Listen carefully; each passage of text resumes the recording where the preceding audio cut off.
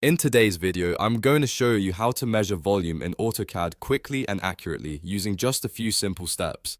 This is a really useful method if you need to check the volume of a 3D object for design, estimation, engineering, or construction work. If this tutorial helps you, make sure to hit that like button and subscribe for more AutoCAD tips and easy software guides.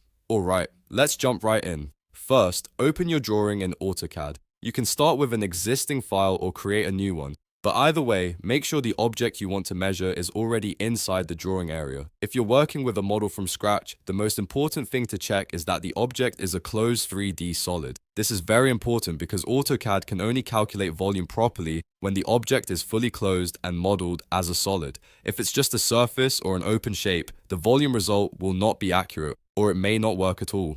Once your drawing is open and your solid is ready, the next step is to use the MASSPROP command. To do that, simply type MASSPROP on your keyboard and then press enter.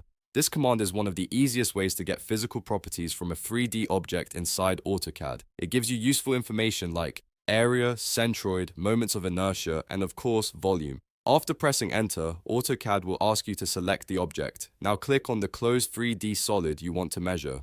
Make sure you select the correct object if there are multiple items in the drawing. If needed, you can zoom in or orbit around the model to confirm you are choosing the right solid. Once you've selected the 3D solid, press enter again to confirm your selection.